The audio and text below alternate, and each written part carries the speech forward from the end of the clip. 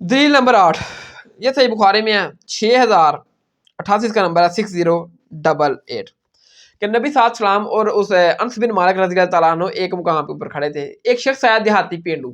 वो आया और नबी साहब सलाम के पास आया। नबी साहब सलाम ने एक चादर ये ना अपने यानी कि इस तरह ना अपने कंधों के ऊपर रखी हुई थी, इस तरह यूं अपने गले गर्दन मुबारक में यूं तलपेटी कंधे के ऊपर रखा, जितना आपने देखा है कि अमूमन लोगों ने यूं कंधों के ऊपर चादर रखी होती है, साइड में इस तरह किया होता है। तो नबी साहब सलाम ने एक बड़ी खूबसूरत मोटी धारी चादर जो थी ना वो इस तरह रखी हुई थी, और वो देहाती आया और उसने इतनी नबी साहब सलाम से तौबा नऊज़ुबिल्लाह अस्तगफिरुल्लाह गुस्ताखाना हरकत की, उसने वो चादर यूं खींची नबी साहब सलाम से, तौबा नऊज़ुबिल्लाह, और इतनी जोर से खींची उसने कि वो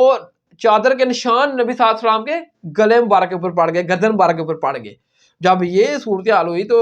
उसने कहा कि या रसूलल्लाह आप मुझे अल्लाह के माल में से कुछ दीजिए। अब देखें कि एक दूसरे शख्स ने नबी सल्लल्लाहु से बदतमीजी की, आपकी शान में इतनी बड़ी गुस्ताखी की कि यूं चादर खींची, और अल्लाह के प्यारे हबीब नबी सल्लल्लाहु की गर्दन मुबारक के ऊपर यूं निशान डाल के इतनी जोर से खींची, और फिर कहता है कि मुझे अल्लाह के माल में से यानी कि माल गनीमत में से कुछ दीजिए। तो हमारे प्यारे मुस्तफ़ा सल्लल्लाहु अलैहि वसल्लम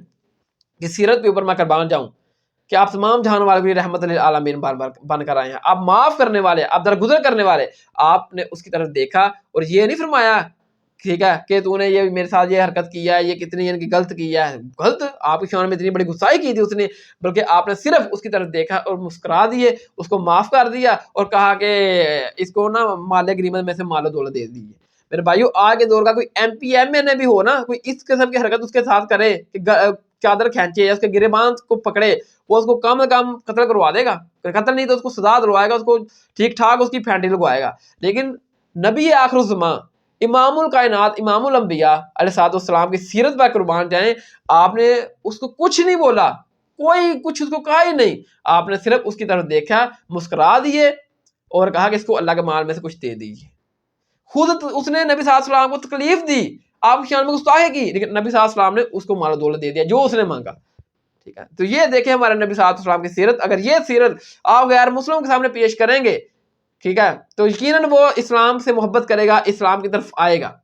लेकिन अगर आप दूसरी तरफ यार हमारे नबी सल्लल्लाहु के दीन का नाम लेकर आप जो है वो फसाद करेंगे और इस तरह लड़ाई झगड़े वाला मामला चलेंगे, कत्ल गारत का बाजार गर्म करेंगे, ये गुस्ताखे कुरान, ये गुस्ताखे सहाबा, ये गुस्ताखे रसूल, तो फिर गैर मुस्लिम कभी भी इस्लाम की तरफ मेरे भाइयों आने वाला नहीं है, इस्लाम से दूर ही होता जाएगा।